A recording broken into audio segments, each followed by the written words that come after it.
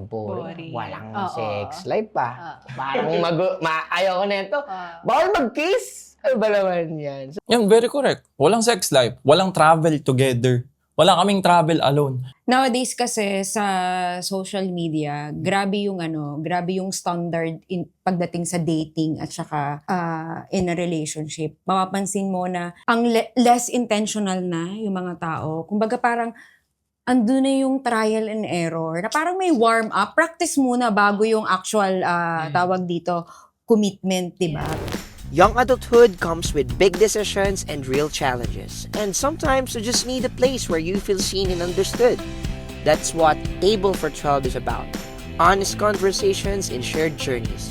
Wherever you're listening from, wherever you're looking for people in the same season, we'll meet you at the table. Got to believe in magic. Tell me how do people find each other? Okay, tama na. Okay na. Yun yung maintain ka sa keyboard na yun. Nag-ano? Nag-advise. Kasi talaga. Okay. Bakit Noted Got to lang. Believe naman ang kinanta natin? And magic. In magic pa, no? Totoo nga ba ang magic niya? Totoo. On how you meet each other. Uy. Pag-uusapan ka, bakit ba yung ano natin, Erica? Pag-uusapan kasi natin ay About love, no? Big word. Kasi ito yung something na talagang very common, no? Talagang madalas na pinag-uusapan. Maraming concept ang tao. Kumbaga, maraming say ang tao. Pero ano nga ba talaga yung ano? Ano ba yung worldly and ano ba yung faith-based, no? Na ano? Na kind of love. Kind of Oh, love. kasi mahirap na nga i-define yun. What is love, eh. Mahirap na eh. Ang dami na kasing sinasabi ng mundo. Maraming sinasabi ng kapitbahay nyo. Yes. Ng nasa palengke. Iba-iba yung meaning ng love eh. Pero ako kasi nung bata ako, ang love sa akin is kung ano yung napapanood ko. Like, kung ano yung napanood ko sa pelikula, ano yung napanood ko sa... Dahil wala namang YouTube eh. Sa CD. Kila Robin Padilla. Yung may dumadaan pang tao. Kailangan yung edad, Yung mga ganun eh. Yung mga ano eh. Kaya ba, meron ba kayong nakuhanan ng idea ng konsepto ng love? Yan.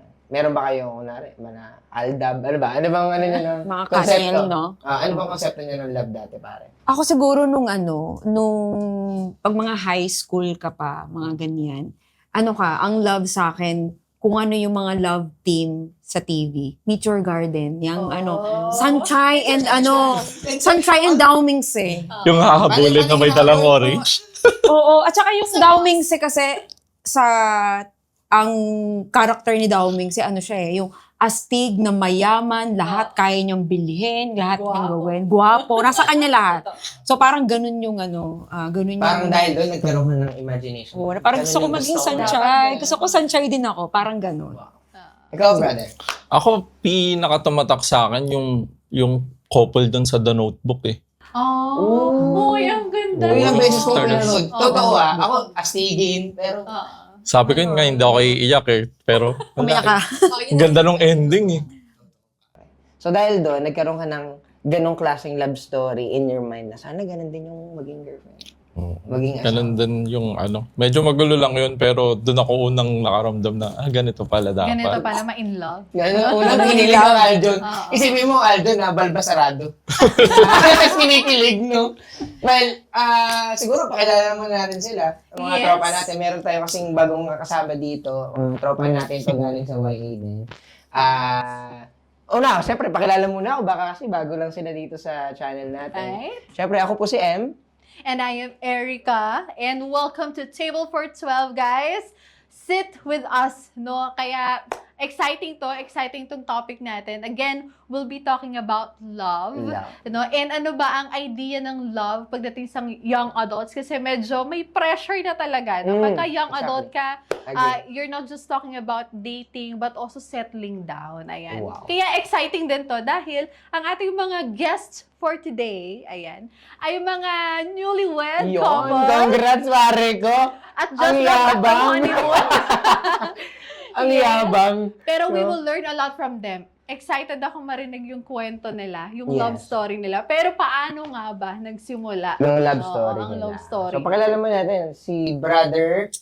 John from Worship Ministry and YA.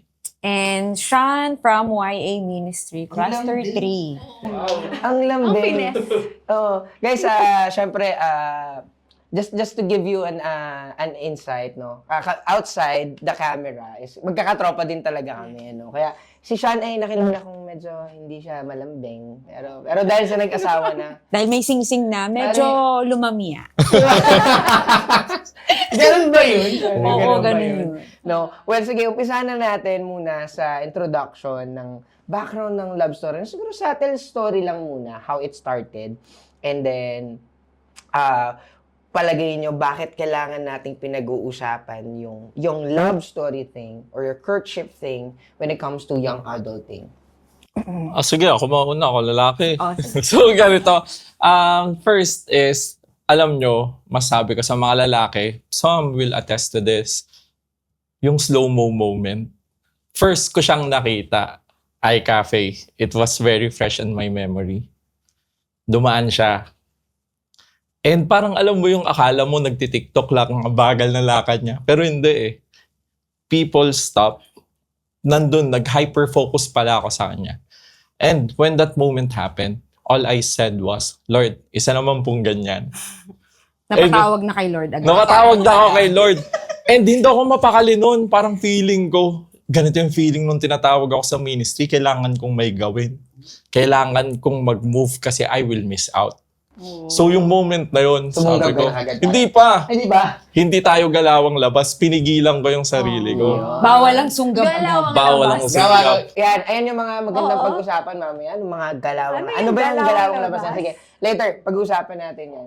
Tapos yun, tinanong ko yung mga tao doon, kilala nyo ba? Walang nakakakilala. And sabi ko, baka hindi to Lord, I'll pray for it. Tapos lumipas and the rest is history na. Asawa ko na siya. Yun. Parang isang gano'n yun. Isa na lang kami. Ano, girl, set natin yun. Ako din,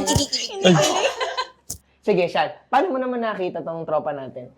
hindi ko talaga siya kilala kasi nga, kaya hindi ako kilala ng mga pinagtanungan niya. Nagsa-start pa lang din ako na maging active sa church.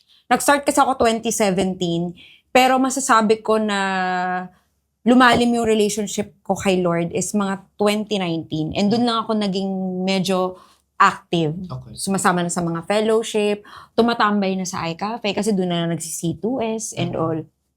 So, hindi ko talaga siya kilala. Tapos, hanggang sa group of friends, sina Alay, sina Cheche, friend niya, ewan ko kung friend niya na before o kinaibigan niya. Actually, kinaibigan ko.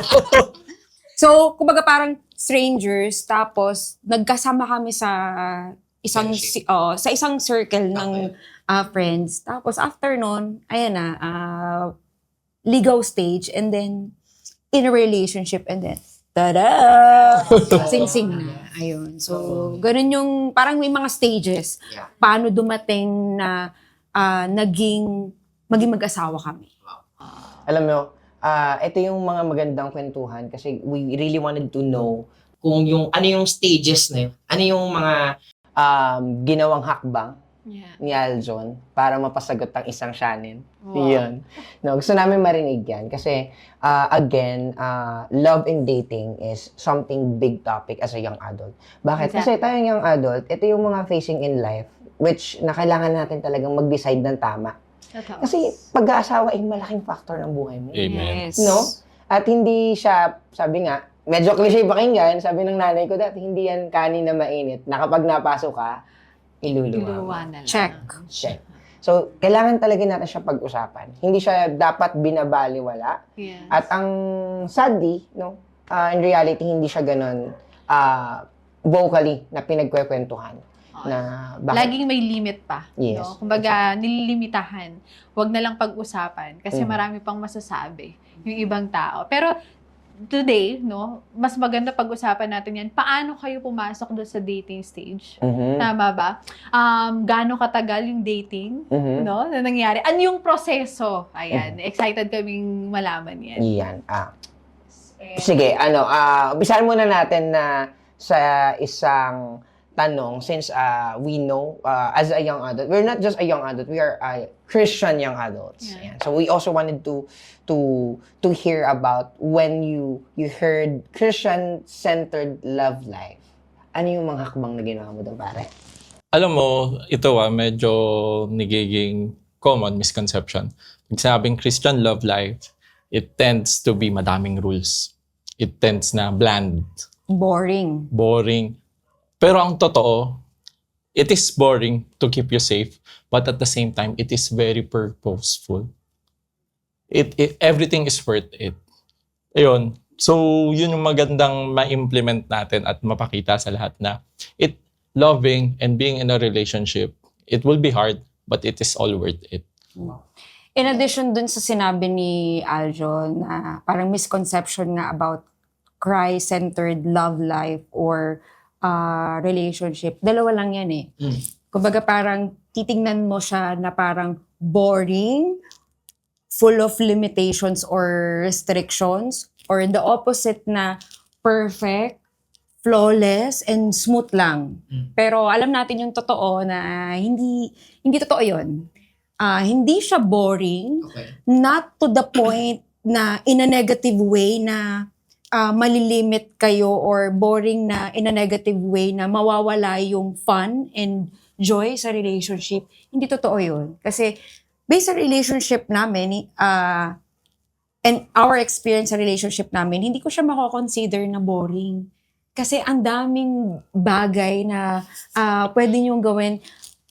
Kung ma-enumerate namin lahat ng cafe, kasi mahilig kami, yung dating namin, mahilig kami mag-try ng mga coffee. Kung kaya namin nilista lahat ng cafe, kulang siguro yung isang page ng Coffee shop na notebook, ng coffee shop, oo.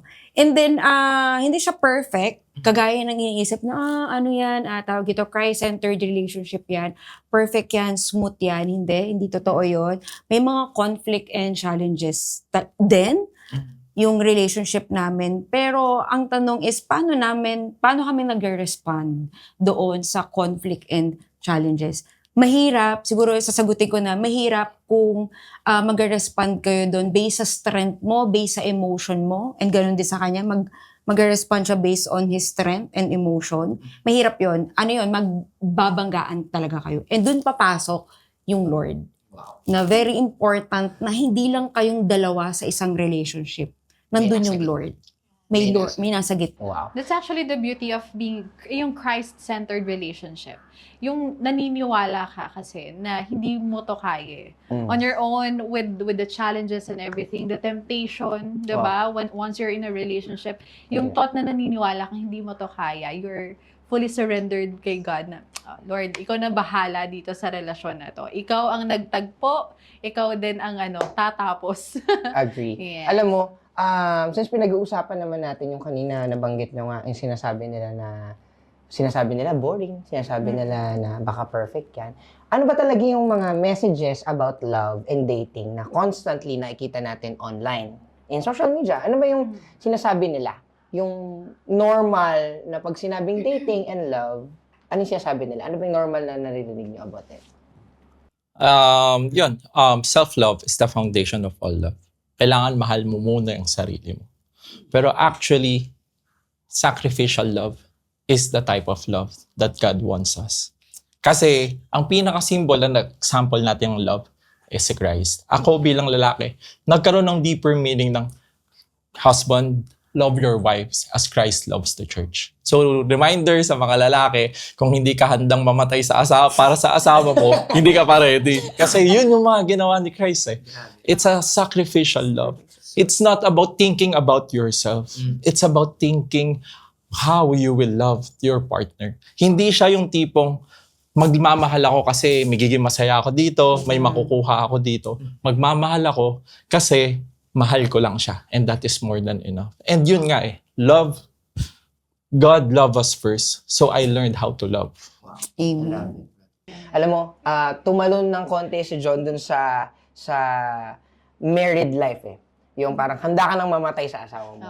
Pero gusto ko rin marinig yung kwento sa dating possession na ano ba yung sinasabi ng mundo. pagka nasa mundo ka ng pag-ibig, mundo ka ng isang relasyon, ano ba yung normally na sinasabi nila? Ako kasi, para sa akin, pag sinabing dapat nasa dating season ka, like right now, anong definition ka ng dating season? Hindi na siya about intimacy. It's about investigation. Bakit nga investigation? No? Ano siya kung sa mundo, kapag in relationship ka, dapat may intimacy ka agad. Sinasabi ng mundo. Which is sinasabi ng tito ko yan, ng tita ko. Yung mga matatanda sa akin, na kapag, nakailang babae ka na. Narinig niyo ba yan? Narinig niyo ba yan? Yung normal Which is normal. Bata pa lang ako, sinasabi na sa akin, nagalaw mo na ba yan? That's the reality, right? Bata pa lang tayo, cultivate na tayo ng ganong thinking as at early age. Sinasabi na tayo, nakailang babae ka na. Kulang yan. Magdagdag ka. Si ano nga Ito panis ka. Nagkaanak na. Si ano, panis ka, boy. Yun yung lalaking lalaki. Yan ang din lalaking lalaki dati. Ayun yung dating thinking natin. No? Kaya ngayon, as a young adult, ang naging definition na sa akin ng dating is not about intimacy. It's about investigation. Why you should investigate? Investigate mo na kung itong tao na to, i-involve ko to sa buhay ko, sa dating life ko, kailangan, kaya kong maging asawa to. Parang, I can wake up in the morning at makita ko ang hilat siya ng mukha niya. Right? It's investigation Chong, kaya ako nag-jump into pagiging wife kasi we Christians, we don't date too many. Very un-Christian-like yung testing waters. You should date to marry. And when you date, you should, tama yung sinabi mo, you should see that woman as your wife. Doon pa lang, tinetest mo na yung sarili mo na maging husband material ka. Yeah, exactly. Nowadays kasi sa social media, grabe yung standard pagdating sa dating at saka in a relationship. Mapapansin mo na ang less intentional na yung mga tao. Kumbaga parang andun na yung trial and error na parang may warm up. Practice muna bago yung actual tawag dito, commitment, di ba? Pero, Soft launch. Oo, parang soft launch. Tapos yung setup nila, hindi siya na iiba sa setup ng in a relationship, 'di ba? Na nandoon na yung kagad sa dating stage, nandoon na kagad yung I love you, holding hands, and so many more na enumerate natin na bakit ganito? Bakit inaalaw yung mga ganitong setup? Ibig sabihin lang kasi nun, masyado ng light yung tawag dito, masyado ng light natin tinitake yung relationship and love na effortless na, less intentional, tapos trial and error. Kapag kinikilig ako, okay, so goods tayo. Pero kapag wala na yung spark or yung kilig, it's not you, it's me, or we're not meant to be pala. So, di ba? Para kaya ang bilis na ng ang bilis na ngayon ng facing, no? Oo, ng facing na, okay, hindi tayo, okay, wala nang kilig, ayoko na, next. Cancel culture. Oo, parang, tawag dito, ang nangyayari, collect and collect, then select the best. Parang gano'n, oo. Collect and collect. Parang gano'n. Kaya ang ganda din ng yung sacrificial love. Kumbaga, babalik tayo doon sa sacrificial love. Kasi parang it takes two to have this relationship. Hindi pwedeng ako lang, gusto ko lang na mag-work. Yeah. Talagang merong decision to take, and that decision really requires sacrifice, diba? Yeah. Actually, yung mga nakikita kasi natin, it's part of the culture. Culture natin yun Culture ng pagiging Pinoy, let's say. Culture ng sangkabataan. No? So, we can learn from the culture. No? We cannot avoid it. But it doesn't mean that we have to be like it. No? It's just part of us. It's part of our culture. But hindi ibig sabihin na magiging ikaw yon. Kasi yun nga, marami talagang ibibigay sa atin na standards ang mundo. Again, ang sinasabi kanina ni Sean, na merong sinasabi sila na, yung sinasabi pala kanina ni Sean, na ang bilis na nung facing, na relationship pa lang, nagliligawan pa lang, sinuko mo na ang Encantadia. Di ba? Nasa ligawan pa lang kayo, sinuko mo na ang Bataan, Encantadia, Pangasinan, ano ba sinuko mo? Lahat na sinuko mo, nililigawan ka pa lang. And with that, parang nagkakaroon tayo ng nag-create siya ng pressure in unrealistic standards. Na parang pag sinabi, oh, girlfriend mo na yan. O ano, may nangyari ba sa inyo? Ganun eh. Ganun na natin tinitignan palagi na kapag merong girlfriend, may boyfriend, kapag di mo nagalaw yan, ay, may problema sa inyo. Yeah. May problema yan, ha? Right? Tama ba ako, brother? O, lalo na sa mga lalaki, tinitignan nila as weakness yun. Tinitignan nila na, ay, hindi ka lalaking lalaki. Tinanong ako a lot of times, ano, may nangyari, mahina ka pala kung wala eh. Kino-consider pag sa atin, mga lalaki na pag walang nangyayari sa'yo, konti yung nagalaw mo, konti yung naging relationship, hindi mo kayang magsabay-sabay ng babae, ang bagal mo na pasagot, ang daming unrealistic standards ngayon. Na ang nangyayari, yung mga lalaki, minsan kasi tayo, maging honest tayo, sometimes we are people pleaser. And pag ikaw ay naging Christian na, you will go against that tide. You will not conform with this world. Yeah. Kaya minsan ang hirap. Na maririnig na masasabihan ka pa, bakla ka ba? Bakit hindi mo ginagalaw? Ang ganda-ganda na ng ano mo. Sabi ko, doon mo makikita yung tunay na pagmamahal. Yeah. You have to wait for the right time. Wow. The world won't understand you eh. Kapag sinabi mo yun, hindi ka talaga maintindihan ng mundo, they will go against. Lalo na sa lalaki yun, yung may iyong ego na pinapangalagaan mo. Ego. Yeah. Exactly. Yun yung matatamaan talaga sa'yo eh, dun sa sinasabi. Pero yeah, people won't understand us not until they really know Christ. Diba? Wow. Yeah, I Really agree. valid. Kasi, yun nga, again, nagpapataasan kasi tayo eh. Parang, mas maraming babae, mas gwapings ka eh. Ayun yung standard. Ayun yung standard ng binibigay sa atin ng mundo when it comes to love. Which lead us to what the Bible says when it comes to real love. No? Sabi dito sa 1 Corinthians 13:4 verses, chapter 13 verses 4 to 7. Kilalang version. Pwede mo natin hanapin. Ito, may Bible tayo dito, kapatid. Pwede mo na hanapin dyan. 1 Corinthians. 13. Okay, ito na talaga, diba? Okay. Ayan. 1 Corinthians. Ito na nga. Ayan. Ito na nga. Yung sinasabi ng Bible, ng standards ng pag-ibig. Na Ito na yung definition. definition. No? Kasi kanina pinag-uusapan natin yung misconceptions, yung standards ng mundo na binibigay sa atin, which is it gives us a lot of unrealistic standards and give us also pressures in life. Kaya ko Na to parang, tuloy. tanda mo na. Oo, Ano ka pa? lalo narinig ka. V ka pa. No? Matanda ka na, V ka pa. No? Wala eh.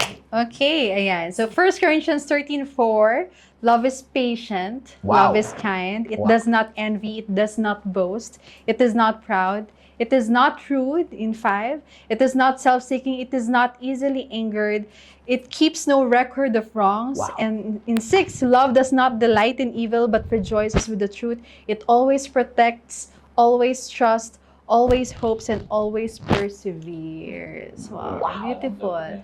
This is Check. the real love, no? Na sinasabi ng Lord sa lahat. Wow, grabe. Solid nun, kapatid. Lahat na yun, parang sinabi yun, puro mga kabaliktaran lang nakikita natin dito sa mundo. Totoo. Right? And umpisa pa lang eh, yung love is patient and kind. Wow. Paano natin yun ipapamuhay?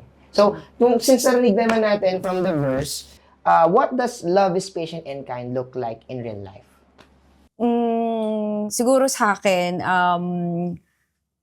love is patient and kind. If pinipili mong hindi mag-react kapag triggered ka, siguro yun yung isang basic example. And during conflict, nandun yung understanding and compassion mo pa rin sa partner mo. And I believe doon sa nung sinabi ng Lord na love is patient and love is kind, He's reminding us na pagdating sa love and relationship, hindi laging masaya and easy. And that's when you exactly show the kind of love na patient and love. So, ayun. Tsaka ito, para maging totoo lang din tayo, yung 1 Corinthians na yan, love is patient, love is kind. A man cannot attain it alone.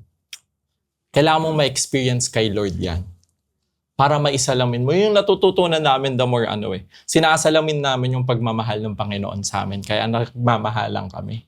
And when you are saying love is patient and kind, ano bang meaning ng patience?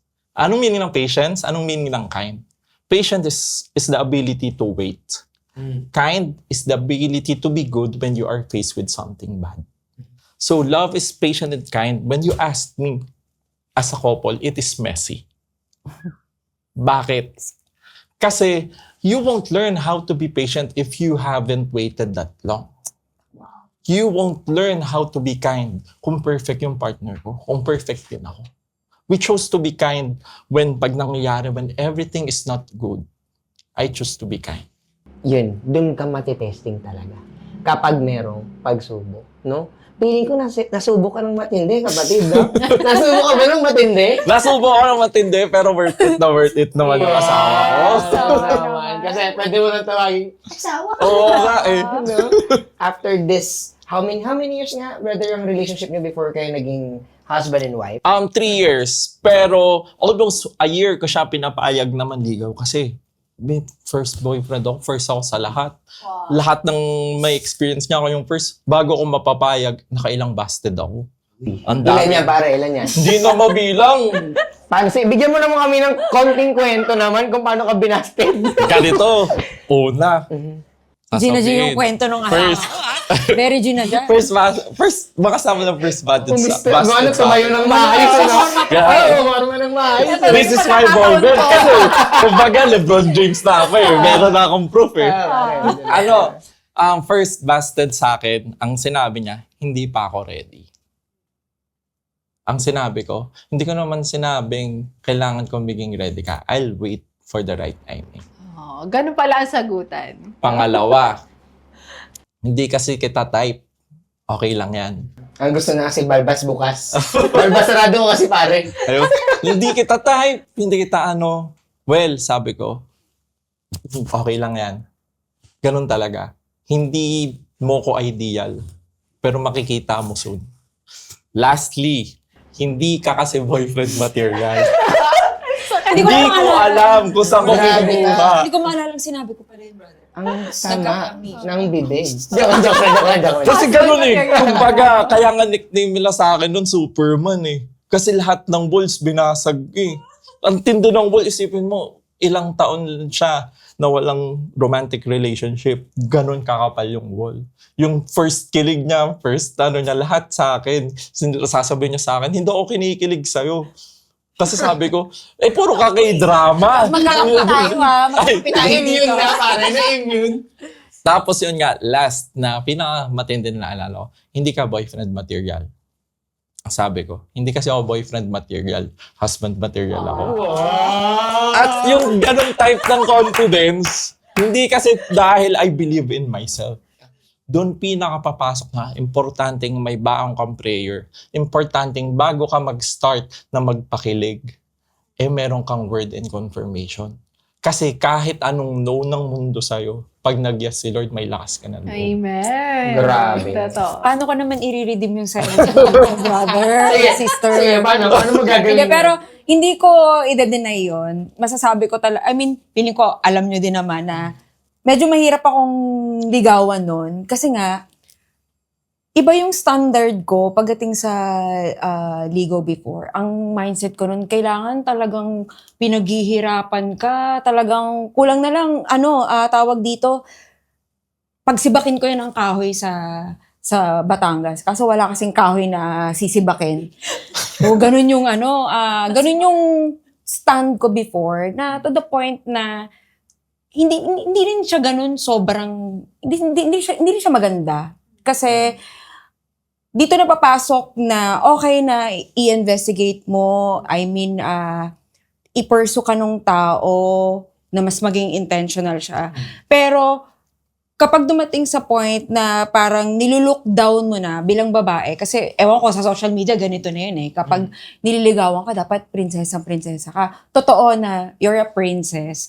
Pero not to the point na ilulook down mo yung tao. So, kaya dumating sa point na parang, ang mindset ko noon, pinupursue mo ako eh. So, kahit anong sabihin ko sa'yo, kailangan mo siyang tagapin, nililigawan mo ako eh.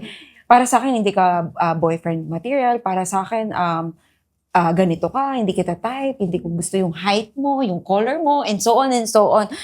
Pero, ayun nga, hindi rin siya good thing na mang-look down ng tawag dito, ng tao. And siguro dito rin papasok na faith would change the whole perspective. Yeah. Kasi siguro mag-jump na ako na bakit naman napa-oo ako. Sige. Kasi Para totoo- ma-redeem mo naman sarili. Oh, para ma-redeem ko naman yung sarili ko, brother. Kasi totoo yun na grabe yung patience ni tawag dito, Pare, bigyan kita ni kasi. Aljon. Na nakita ko na totoo yung love niya sa akin. Kasi na-mirror niya yung love na sinasabi ng Lord sa 1 Corinthians na patience, kind, does not boast, and then not easily angered. Grabe. Na-mirror niya yung ganong kind of love. And syempre, bilang may relationship na kay Lord, hindi talaga may iwasang hindi lalambot yung puso mo pag nakita mo na yung kind of love na pinapakita niya. So, yung pag-persevere mo, Aljon, is something na talagang alam mo din kasi na siya talaga yung nakikita mo. Actually, ito nga eh. Akala nung iba, I was desperate for love. Na gustong-gusto ko si Shannon. Pero dito papasok yung kind of love na na-receive ko kay Lord. Na hindi ako sinukuan, hindi ako inayawan, and very clear siya sa akin. Hinahabol niya ako. There are a lot of times na, syempre, I value myself. At pag sinasabi yung mga gano'n, nasasaktan ako. Pero, kinonfirm ni Lord eh. And that is also a way of me showing my love to the God that I serve by following Him, by denying myself. Pag mga panahon na, bigay nga ako, hindi naman ako, alam ko I was beautifully created din naman. Kita naman. Gamigs naman. Pare, gamigs naman. Capable naman ako. I have a good job. And hindi naman ako masamang tao. I know when I try, lalo na sa labas, hindi ako magpapakalinis dito. Dumating sa point na yung isip ko, mag-try kaya ako sa labas, mag-try kaya din ako ng iba. Baka kasi Lord, hindi totoo yung sinabi mo sa akin. Kasi nasasaktan na ako eh. It breaks me. Not without me knowing, the more I pursue her, mas nagiging better ako as a man of God. Wow. I'm becoming the man that God intended me to be. Kaya yun totoo yung sinabi niya, nasalamin ko kasi tinuturuan na pala ako ni Lord on the long run. No, kaya para maging ma-husband material ako, ito yun. Kaya sinasabi ko kay Shannon, love, kahit haba, kahit mahirap, sobrang worth it. Ako ang first boyfriend mo, ako ang first husband mo. And wala akong Walang babaguhin. second Wala. Yun. Ayun, parang lahat na yun is, it all makes sense at the end. Talagang totoo nga. Kung ayun ang pagbabasihan natin, no, that love is really patient and really kind. So, kumbaga, bago pinasok si Aljon and Shannon sa sitwasyon ng pag-aasawa, ay naready mo na yung tropa natin na maging patient and kind. Kasi paano kung hindi niya natutunan yun? Tapos bigla sila naging mag-asawa. Dragona ang tropa. Patay. Suko agad. No? Suko agad. Kaya kailangan talaga natin, when we talk about love, it's all about patience and kindness. No? Kindness, no? Sa better half mo. No? And on the other hand, no, sa pagdating sa pag-ibig, meron tayong mga love breakers eh. Ito yung mga tinatawag na pride, comparison, jealousy. Palagay niyo bakit siya talagang nakakasira ng pag-ibig, ng relasyon? Ako, yung mga na-mention mo, ano yan it shifts your focus from loving the person to protecting your ego. Yung pride, it makes for you, mahirap sa'yo to say sorry because of pride. Comparison, it makes you feel na hindi enough yung relationship mo o yung partner mo.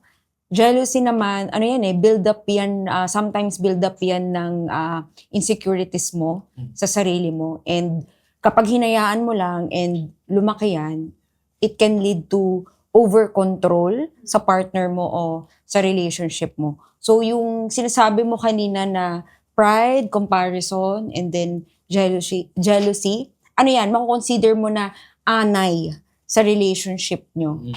Silent but destructive. Uy, yung ganda nun. Yeah. Anay, #anay. No, o totoo kasi yung anay maliit. Oo. Hindi kumakalampag sa gabi. Hindi kagaya ng daga, no? Pero Dumadami. sumisira ng paunti-unti. Magugulat kayong foundation mo, bukbok na pala. Sira na yung loob. Para siyang yung mga aparador, no? Mabira, pagtingin mo, ang ganda pa no? Pagbukas mo, laglag. Sira na pala. Sa relationship nyo, you've gone through dun sa mga ganon. Pride, Comparison. yung mukha talaga yung like, Kaya pala ako unang sumagot. Yes, pare. So, pride, comparison, jealousy. Dumaan ba kayo sa ganun? Of course, we are not perfect couple. Yun yung aminin namin. Pride, we are two different individuals trying to be one. We have our ego. We have our self-value. And dun nga kailangan mawasak yung pride. You have to lower down your pride. Hindi lang to para sa lalaki, hindi lang to para sa babae. Pride is the enemy of unity. Kasi you value yourself more compared to your partner. Pero at the end of the day, you are equally valued sa paningin ng Panginoon. And you should remember that. So yun, pride. Kailangan namin matutong mag-admit ng mistake. Yun yung pinakamahirap kasi sanay mag-isa. Ikaw ang boss ng sarili mo. Walang magsasabi sa'yong mali yan. Sample lang ng maliliit namin na away bilang mag-asawa ha. Okay. Maliliit na kalat. Love, tapon mo naman. Parang siya sanay siya. Ako naman to, ako maglilinis na ito. Walang magsasabi sa akin. Ako naman, love, papatay ng ilaw, pabunot. Ako sa bahay ko, hindi ako nagpapatay ng ilaw, hindi ako nagbubunot. Kasi parang feeling ko masisira. Pero at the end of the day, two individuals kayo, you have to work as a team. Yes. Meron kayong common ground. Jealousy is you keep thinking that the grass is greener on the other side. It is always not that way. Dapat you have a perspective na, okay, they have a grass that is green. I have a grass here that I need to nourish more. And I'll make it greener. Dapat ganun ang perspective when you have a relationship. Kasi when you are comparing, you always find mistakes. You always find weaknesses. And doon mag-uugat yung jealousy. Na pag-compare ka na bakit si ganyan, mas maganda yung ginagawa niya, ma-effort, ma-I love you, malambot, mabilis magpatawad. Pero bakit ganun? Sana doon na lang ako. Tapos doon na nagkakaroon ko ng jealousy. Na parang lagi mo nasabi na sana siya yun na lang yung boyfriend ko. Or minsan, na-redirect mo yung insecurities mo doon sa partner mo. Na parang nagsiselos ka, lahat ng gagawin niya is binibigyan mo ng maling meaning. Imbis na nagiging masaya kayo at pinofocus nyo yung mga magagandang moments na meron sana kayo. Nagtitake ng time, nararab kasi masyado kang hyper-focus doon sa ibang tao. Meron kang blessing na binigay sa'yo. Side comment lang, alam nyo ba sa buong relationship namin ni Aljo na mag-girlfriend-boyfriend kami, never ako nakaramdam ng jealousy. Never, I mean, ang dami nagtatanong, uy, selosa ka ba? Kahit nung single pa ako, pag nagtatanong, feeling ko kapag nagkaroon ka ng boyfriend, magiging selosa ka. Tapos nung nagkaroon na ako ng boyfriend, tinatanong ako pag nagkakaroon ng coffee with friends, nagselos ka na ba sa relationship mo? And siguro yun yung number one na binibida ko sa relationship namin ni Aljo nung mag-boyfriend and girlfriend kami. Never ako nakaramdam ng selos. Never kong naramdaman. So, side comment lang naman. dahil yung sa assurance, talagang assurance and knowing na talagang alam mo na mahal ka talaga. Yes. And alam ko kasi na nung niligawan niya ako, alam ko na accountable siya kay Lord. Iba talaga kapag alam mo yung nanliligaw sa'yo o yung partner mo is may relationship kay Lord. Kasi yun yung confidence mo and security mo na, hindi ako kayang sakta ng taong to kasi accountable to kay Lord eh. So, ayun. Yun, side comment lang din, reminder sa mga babae, you are far more precious than jewels. Ingatan nyo yung sarili nyo, pahalagahan nyo yung sarili nyo. Hindi porket kinikilig kayo, yun na yun. Kasi, I cannot take her for granted. Bakit? Pinaghirapan ko. And binavalue niya yung sarili niya eh. Kaya worth it siya lahat ng effort ko. Wow. Kasi isipin mo, ang madaling makuha, madaling bitawan. Ooh. Totoo. Totoo, no, sister? Yeah. So, kaya, thank you so much, guys, no? Kasi you're setting a standard of what a godly relationship looks like, no? Pero ngayon, sabi din kasi dun sa Bible is, love keeps no record of wrongs. Wow. Okay. So, paano nyo naman to tinatayuan sa relasyon nyo? Alam ko, marami kayo naiisip in your mind right now. Ano na ba itong mga records of wrongs na to? Sige nga. May journal ka ba nun, Be? Parang Ay, may journal ka ba? Pagdating kay Aljon, wala akong journal ng mga mali niya. Nung mag-asawa na kami, doon nagkami. Oo. Hindi nagpapatay ng ilaw pag hindi ginagamit. Charis lang. Pero ayun, yung sinabi ni sis, ano yun, basically, ibig sabihin nun, huwag ka magtali or mag-list ng kamalian ng tao. And I realized that when you love someone and you keep on bringing up their past mistakes, nagbibuild ka ng emotional walls sa partner mo. And nagbibuild ka din ng resentment or bitterness sa relationship nyo. And over time, yung emotional walls na na-build, and at the same time, yung bitterness and resentment sa relationship, ito yung nakakapag-kill or rob ng joy and love sa relationship nyo. Tsaka ito din yung lagi kong sinasabi. What you feed grows. If you feed hatred, if you feed the mistakes, yun at yun ang makikita mo. Kasi yun yung lumalaki. Feed with love. Kasi you have a lot of, you have a million ways na makita. Hanapan mo ng maganda yung asawa mo, hanapan mo ng maganda yung nasa paligid mo, and your perspective. Kaya nga renewing of mind. Changing your perspective, change a lot of things. Kasi pag puro mali ang nakikita mo, huwag kang magtaka kung mali ang lahat mong nakikita kasi doon ka nakatingin eh. Agree. Pag other question, paano nyo dinideal yung mga wrongs na yun? How do you communicate with each other? Meron ba kayong mga moments na talaga, okay, upuan natin to? Hindi to pwedeng ganito. Meron ba kayong mga ganong moments? Okay. Sige, Aljon, squat ka. Face the wall. Aljon, face the wall. Ganon? May ganon ba kayo? Nung mag-boyfriend and girlfriend kami, yes. Yung mga ganun kami na inuupuan talaga namin, pinag-uusapan namin, as in, mag-i-enumerate kami ng mga, kunwari ako, mag-i-enumerate ako ng mga bagay na hindi ko nagugustuhan or gusto ko. And ganun din naman siya. Nag-i-enumerate siya ng mga bagay na ayaw at gusto niya. And pareho kaming mag-a-adjust. Sa mga nilist namin, sa mga gusto at mga ayaw namin, pareho kaming mag-a-adjust doon. And importante din talaga na prayer. And siguro yung advice ko sa mga in a relationship naman, kung gagawin nyo yun, make sure lang na hindi hype yung emotion nyo. Yung galit ka pa, yung gigil ka pa. Kasi yung pag-uusap na yun, magiging part 2 ng away nyo. So maganda na, okay, tawag dito, ako muna, i-contemplate ko muna kung ano yung sasabihin ko. Magpapalamig muna ako and then let's go, mag-meet tayo, mag-usap na tayo. Kasi iba kapag medyo humupa na yung emotions mo. Ayun, parang you have to talk with an open mind. You have to be humble enough to know that you are not always right. And sometimes you have to be a listener. Kasi pakikita mo kung bakit siya nagalit, kung ano yung mali. Kailangan namin i-take yun na magkakampi kami dito. Ang kaaway namin yung problema, hindi namin kaaway ang isa't isa. Yes. Tsaka yung mga upuang moments na gano'n, it happens. Kaya nga love is patient, love is kind. It is messy because darating na mag-iiyakan kayo kasi masakit i-scrape off. Yung mga madaling mag-learn, mahirap mag-unlearn. Lalo na iba kami ng upbringing, iba yung character namin. Yung scraping off, masakit yon. Pero we have to do that. Walang perfect couple, walang perfect fit. Doon pumapasok si Lord na kailangan nyo i-acknowledge na kailangan nyong mag-fit. Kailangan namin i-work for it to be to be solid. Yeah. para mas maging, mag-work kami sa isa't isa. Grabe, no? Ang healthy nila.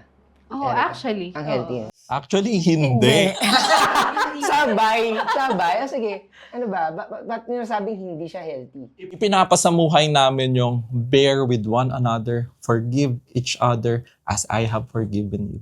Madami ako mali, madami siyang mali. Pero doon nga umaangat yung pagmamahala namin sa isa't isa. Healthy na lang siya na sinasabi namin ngayon. Pero during those time, talagang iba yung struggle talaga. Kailangan talaga ng prayer time. Talagang kailangan mong babad sa salita ng Lord. And totoo yun, kailangan mo ni-accept na, okay, nasa pruning ako nito. Kailangan matanggal tong hindi maganda sa akin para mag-work tong relationship na to. Kasi kami, nakikita nyo kami as a kasal ngayon. Pero yung dinaanan namin in the process, ang hirap. Kailangan, para kaming gears na una hindi fit, pero kailangan namin mag-grind together para maging fit kami at mag-work kami in a harmonious way. At mahirap aralin yun. Kaya sinasabi ko, Christian relationship is hard because you are dating to marry.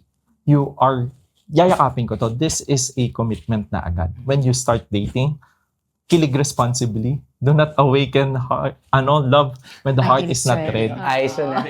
Totoo yun. Kilig responsibly. Kasi ang hirap. Kasi magkaiba talaga kami. Ang hirap i-form nun. Pero it is all worth it. Kaya ngayon, na-enjoy namin, masaya kami na kinasal, na-enjoy namin yung buhay na kami dalawa lang. Minsan parang very surreal na, pinakasalan ko na yung dating pinagpe-pray ko lang. And Ang dating bumasted sa'yo. that is very heartwarming na hindi mo madedenay na hindi totoo si Lord kasi napakinggan niya yung prayer ko. Totoo nga.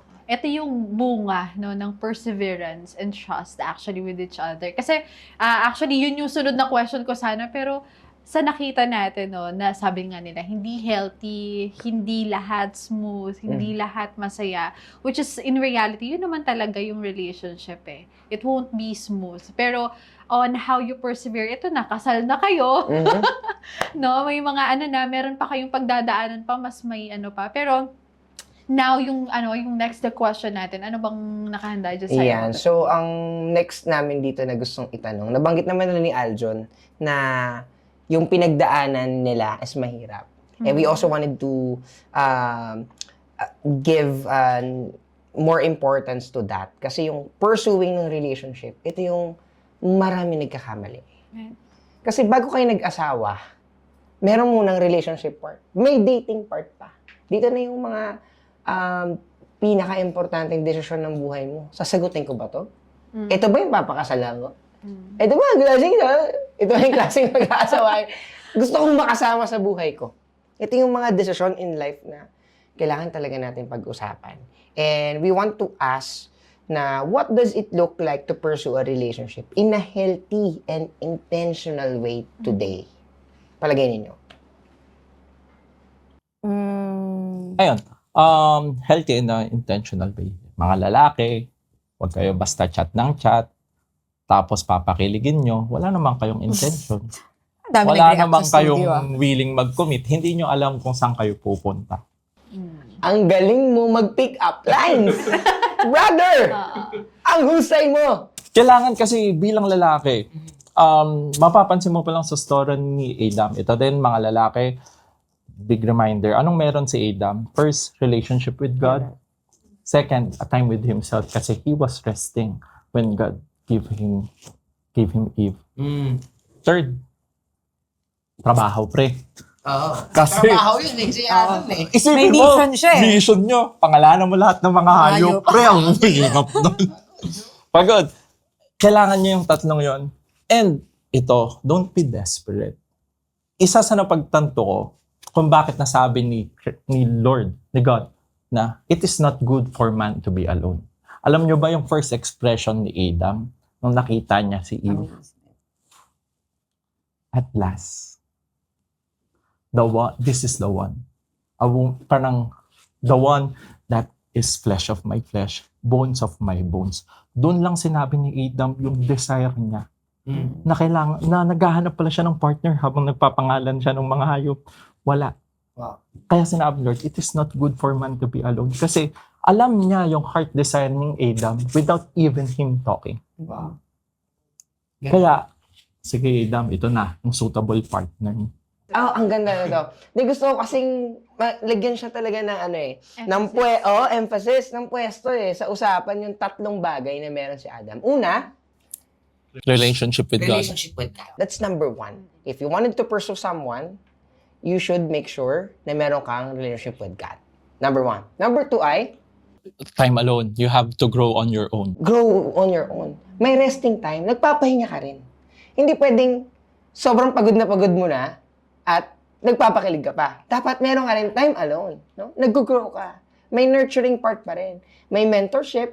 Nagka-fellowship ka. May social interactions ka pa din. Number two. Ano yung pangatlo ba? Number 3, may trabaho. Hindi bukod sa trabaho na job, meron ka ring ministry. May ministry. May ministry, may trabaho. Ibig sabihin, meron kang ginagawa. So, nung binigyan si Adam ng ka-partner in life, meron siyang ginagawa. Hindi nag-i-scrolling lang. Hindi nag-scrolling lang. Ibig sabihin, parang nakita ko yung image ni Adam is kind of ready. He's kind of ready. Ni-ready na siya. Meron siya personal relationship with God. Nakakapagpahinga. Okay? At may trabaho. May trabaho. Like, able siya, no? Able to sustain. Magastos kaya magkape. Ang trip nyo, di ba? Magkape. Ang gastos, pare. Magastos din magpakasal. Magastos. Sorry. Ayun yung magandang practical ways. No? Magandang ano yan, no? Erica? Na checklist, no? The checklist. To becoming ready man, no? Kasi ang dami kasi ngayon na boys lang, alam mo yun. Kumbaga, you're just entering. Narinig ko yung sinabi mo na walang plano. Yung may papasukin ka pero wala kang plano. Ano bang plano ko dito sa na to, papasukin ko na to. Maraming ganon. Like during the relationship, doon pa lang nangangapa, like ano na nga ba tong again, testing the waters. Pero, yeah, sa side mo naman siya, no, pagdating naman dun sa, Healthy and healthy intentional relationship. Ano yung, mo, say mo dun? Take mo. Maganda lang. Maging maganda lang. Healthy. maging ready ka. In preparation ba to for relationship? Yeah, ano siya? Sa courtship. During courtship. Yeah. Siguro kung sa mga lalaki is kailangan alam nila na yung goal nila is to marry that person. Ganon din naman sa mga babae na sabi nga dun sa sinabi ni Aljon kanina na verse na do not awaken love until it's ready. Ano yun dinirekta yun sa Daughters of Jerusalem. Yung sa taas nun, ang sabi doon, Daughters of Jerusalem, do not awaken love until it's ready. So, bilang babae, dapat alam mo din sa sarili mo na ready na ba ako into marriage? Kasi ano din ba yung sinabi ng mga ng Lord pagdating sa mga babae sa marriage? Suitable helper ng mga lalaki. So, pag sinabing suitable helper, ito yung ikaw yung mag-i-encourage, kasama ka na, mag-i-encourage ka sa partner mo, support sa partner mo. Ngayon medyo tawag ito, grabe na na-embrace yung strong independent woman, kaya ko on my own. Ay wait lang, pagdating sa marriage, suitable helper ka. You have to submit. Yes, you have to submit to your partner. So, ayun, kailangan, before ka mag-enter ng relationship, alam mo na ang ending nito is marriage, and pagdating sa marriage, ito yung mga qualities or character mo bilang woman of God. During ng panliligaw ni John, ano yung parang naging healthy ways mo? Intentional and healthy ways mo habang nanliligaw si John to make sure na in line pa din kayo sa godly relationship or Christ-centered relationship. Ano yung mga intentional ways mo and healthy ways mo para makip yon between you and John? Siguro, number 1 is yung boundaries and respect namin sa isa't isa. Boundaries, ibig sabihin, ito yung standard na tawag dito, sinusunod ko. Well, madami siguro magre-react dito, pero yung sex before marriage, ayan. Or yung tawag dito, purity. If yung partner mo o yung nanliligaw sa'yo is hindi ganun yung tayo, then no ka na kagad. So, sa amin dalawa, praise God, kasi pareho kaming Christian. Pareho kami ng, tawag dito, ng faith. So, naging healthy kasi meron kaming boundaries, meron kaming standard na sinusunod. And at the same time, yung values din. Very important din yung values. And kasi dito pinapakita kung paano i-respect yung time and yung belief and yung value nyo sa isa't isa. Bilang ako, nasa YA ministry ako, core leader, and then mentor din, syempre. So, talaga yung time ko, may time ako for ministry, may time din talaga ako for my family. Nung nililigawan niya pa lang ako, time with friends and time with work, talagang maganda na nilalatag yung mga ganung bagay. So basically, before you enter the relationship, napag-usapan nyo to. Itong mga bagay na to, like for example, the sex before marriage. Paano nyo siya pinag-usapan? Ano yung mga, ano yung mga tayo nyo? Ano yung mga sinabi ng bawat isa? Pwede nyo ba kaming kwentuhan dyan? So, kung marinig kay Aljo. Oo. Oo. Pare, paano mo Naman. tinayuan yan? Ha?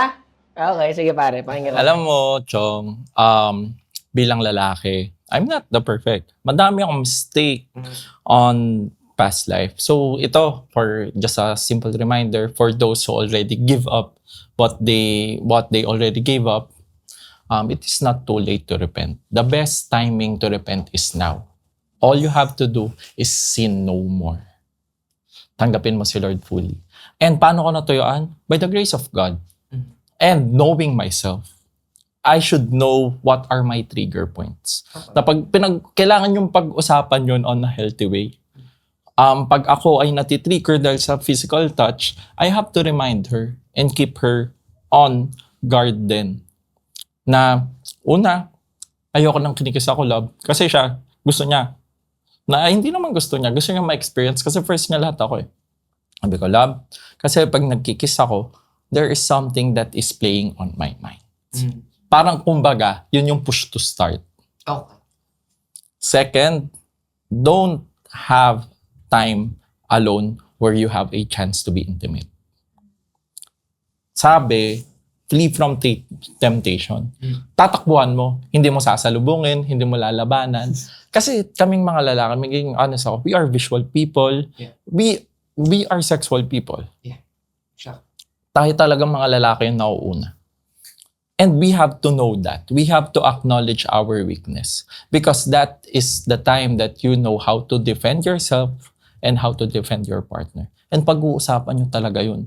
Kailangan yung upuan. Kasi pag hindi nyo pinag-usapan, ilalagay nyo yung sarili nyo sa alanganin, doon tayo nagkakaroon ng pagkakamali. When we start trusting our strength, kaya ko to, Christian ako, wala naman nang mangyayari. Smoke lang naman eh. Smooch lang eh. Kiss lang, Kiss lang. Saglit lang. Pero alam mo yung tipong kiss lang, very powerful ang mind. It can activate things. And doon na naglalaro. From a simple kiss, uwi ka ng bahay. Sinabi ko, naging honest talaga ako kay Totoong Shani. nangyari yun. Totoong nangyari to. Sinabi ko, love, wag na natin, hindi pwede gawin. Kasi, pag nag-kiss tayo, maglalaro ang isip ko na dito may mangyayari, magkikis lang tayo, baka sa susunod pwede makakalusot, wala namang makakakita. Doon, kino-confuse ka na ng kalaban kasi you open the gateway, you open a can of worms. So para hindi ka mabigyan ng problema, huwag mong bigyan kahit maliit na butas yung problema. Pangatlo, don't watch things on that is triggering you. Pag nakikita mo na, you have to acknowledge na, kunwari, napapatagal ang tingin mo sa score, uy, magandang babae. Nag-TikTok. Uy, sexy sumayaw. Uy, sexy yung damit. Doon na. Magugulat ka, 1 hour ka nang nakatitig at naglalaro na yung isip mo. And ma-appreciate mo din naman siya. Noong mga panahon na yon, hindi ko maintindihan. Kasi nga, totoo yun, na parang, first boyfriend. So parang gusto mong ma-experience lahat. And na-appreciate ko siya noon. Ano yun sa kotse kasi parang babay kiss, parang ganon.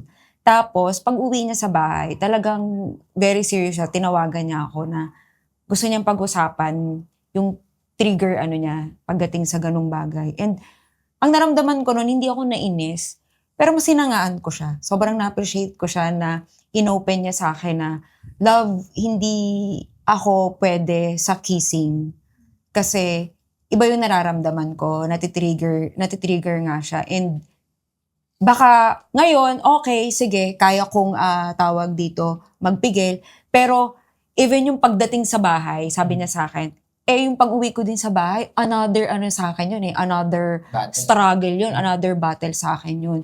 So, nung sinabi niya sa akin yun, nagkaroon talaga kami ng pag-uusap sa relationship namin na okay, sige, wala nang kissing. Kahit sa akin, hindi siya trigger, pero kung sa partner mo, trigger siya, okay, sige, wala nang kissing. So, pagdating ng wedding, ayun na. Ngayon mag-asawa na kami. Ito na, lots of kissing.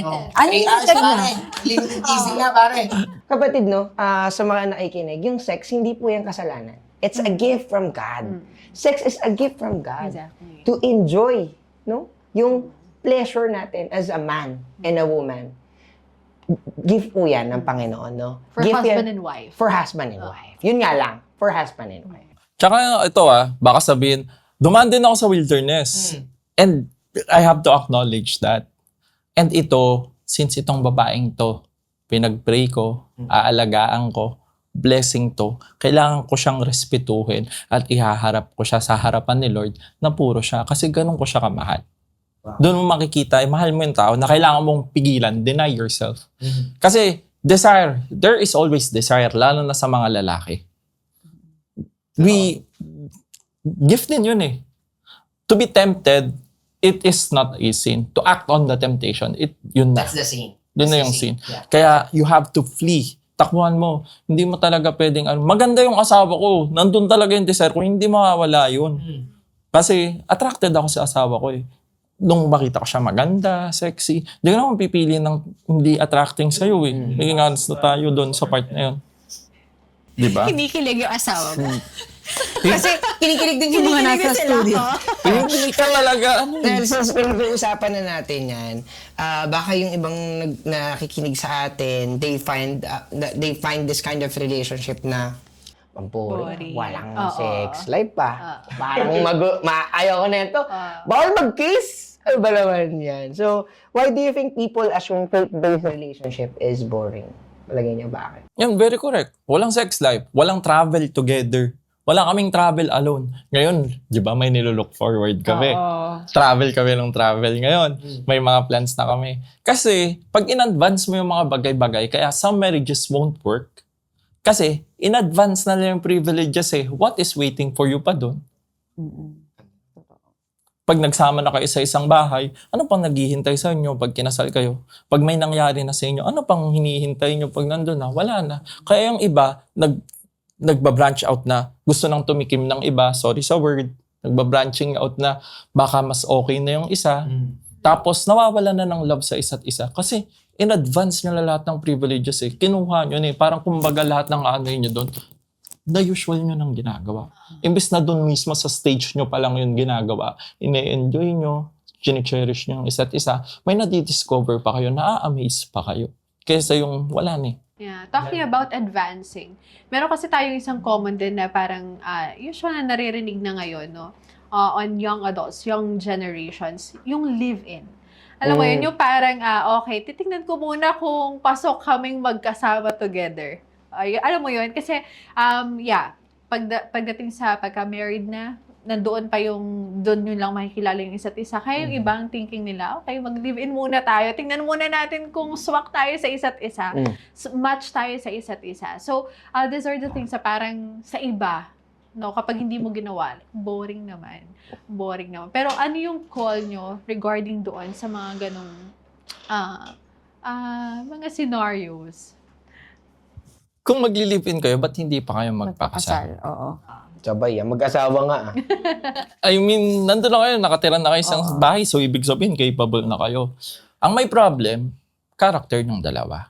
Kayo sa isa't isa. And yung stand nyo din, doon din talaga papasok na, gaya na sinabi ko kanina, faith would change the whole perspective. Kung okay ka sa ganung, sorry nakit kita love, kung okay ka sa ganong setup, then inaalaw mo din yung possible consequence na kasama sa ganong setup. So, if live-in, alam natin yung consequence no na kapag hindi nag-work, okay, sige, bye-bye, thank you, next. Diba? So, gaya nga sinabi ni Aljon, kung gusto niyo na mag-live-in, bakit ba hindi pa diretso into marriage, diba? Tsaka doon nga mag-start yung isang malaking tanong, and this will be very hard. Ibig sabihin, nagsasama na kayo sa isang bahay, you are enjoying privileges for marriage. Ibig sabihin, you don't love that person enough to commit your life to. Hindi ka pa sure. Walang label na married kayo. Walang married. Oo. Kasi parang commitment nyo lang yun sa isa't isa. Hindi nyo sinasama si Lord. And ang daling bitawan nun pag nagkaayawan na. And doon yung makikita na yung marriage in the Bible, kaya dapat yun yung sundin. Kasi it is meant to protect you. It is very damaging for a person to be in a live-in situation, then magbe-break. Grabe yung healing time. Grabe yung healing time, grabe yung pain. And ayaw ni Lord na ma-experience mo yun. So, it's a protection. This It's is a protection. This is a protection. No? Yeah. Ang galing lang, and I really find that this kind of love is something suitable for the long run. Just to reflect doon sa mga napag-usapan natin, ano yung gusto niyo sabihin on the young adults, young generations ngayon when it talks about love? Yun, young adults, when you want a love that is a God-written love story, don't take His pen. Trust in His timing. Trust in Him. Be in love with Him. Kasi pag nandun na lahat, you can never be more loved than you are right now. And pag dinagdag lang yung asawa mo, nag-overflow ka, masishare mo at masishare niya din yan. And doon nga nakikita yung beautiful kind of love that God wants us to have. Ang daming baon ni Aljon. Oo. Ang daming baon niya sa akin. Malupit yan. Ngayon ko lang din, nung mag-boyfriend and girlfriend kami, ganito na siya kakata. Pero nung maging mag-asawa kami, mas, ito pala yun. Kasi pag madaling araw, yan na yung, kwentuhan nyo na... Naglalatin ba sila? Oo. Ang level Ang pa dami rin, ng ano. naglalatin. Dami niya laging back. How about you, Sean? Ako naman, siguro para sa mga YAs, there's no race in love. And yung value nyo and yung worth nyo, hindi yan nade-determine ng relationship status. So kung nasa single ka, then i-cherish mo yung time na, yung moment na single ka. Ito yung perfect time na i-deepen mo yung relationship mo with the Lord. So when the right time and right person comes, mafu-fully embrace mo yung blessing of relationship kapag ready ka na. And kung kayo naman po is in a relationship, then i-cherish nyo din yung time with your partner, kilalanin yung partner nyo, and ang mga nasa in a relationship, dapat meron kayong end goal na marriage. Wow. So, Oh. ayun. Tsaka don't find the right person first. Be the right person. Yes, be the right person. Ang galing, no? Kaya sinasabi nila, if makwento ko lang kasi nasa photo and video industry ako, lagi kong nakikita yung mga kinakasal. May tinatawag yung candle symbol. Alam niyo mga candle? Yung parang ang nakikita ko doon na wag mong ipurso tong asawa mo. Ipurso mo si Lord sa gitna. Para habang naglalakad kayo papunta kay Lord, nagmi-meet kayo sa gitna. Nagmi-meet sa gitna. So parang, kung ikaw, di mo kaya, okay, sindi ka kay Lord. Pag siya, ang kabilang better half mo, hindi kaya, sindi kay Lord. Pag both of you hindi na kaya, doon kayo laging pa-center, no? Hindi yung kabilaan, pero laging pa-center. Doon kayo laging nagmi-meet sa gitna. Kaya lagi yung sinasabi sa kanila, huwag yung habulin ng habulin. Huwag mo kasing habulin, di naman tumatakbo. No? Huwag mong habulin. Bagkus, mas lumapit at magsumiksik ka sa Panginoon. And sa dulo nun, doon kayo magkikita kasi parehas kayo ng pinapatunguhan na direksyon. Amen. Yeah. So, again, if you do have one encouragement to say to young adults who's gonna go into a relationship, what would that be? It is all worth it. Relationship is not a scary thing. Relationship Gusto ni Lord ang marriage, actually. Isa yun sa mga una niyang ginawa. Genesis pa lang, may kasal niya. Oo. Gustong-gusto niya yon. So, isali mo si Lord para wala kang dapat ikatakot. Ako, ganun din, tawag dito, para ma-achieve mo yung godly relationship, tama yun na kailangan mo muna magkaroon ng godly foundation. Ibig sabihin, intimate relationship muna with the Lord before entering a relationship. Kasi lahat ng matututunan mo sa time mo with the Lord, yung moment mo with the Lord, ma-apply mo yan during your relationship. How about you, sister? Ako, honestly, to summarize everything na napakinggan ko, we just need to pursue Jesus eh. Alam mo yun, the moment kasi we pursue God, the love of all, alam mo yun, the greatest love of all, kung saan natin na unang naramdaman talaga yung pagmamahal na yun. It will overflow. And actually, ako personally, sabi ko nga, sana mas matindi akong Kristiyano noon. Kasi matagal naman na akong Christian. I was born in a Christian family. Pero yung thought na, alam mo yun, kapag kilala mo si Lord, kapag may relasyon ka talaga sa Kanya, you will really understand, ito pala yung dapat yung value ko, ito pala yung dapat na standard ko. Alam mo yun. And once na alam mo kasi yun, iba. Ito, katulad ng mga ganitong napapakinggan ko, I feel so in love lalo sa Lord. Yun, again, sa akin, gusto ko lang bumalik dito sa verse na pinag-usapan natin. It's right there, 1 Corinthians 13, 4 up to 7, verses 7. Nilatag na. Babasahin na lang, isa sa puso na lang. Sasagawa. Isasagawa at isa sa buhay. Yun, again, I think that's it. Grabe, Yes. this kind of conversation really helps us as a young adult to gauge the right way to become and part of a healthy relationship, which is a godly relationship. Yes, kaya yun, thank you, Shan, and thank you, Aljon. Palakpakan nyo naman sila!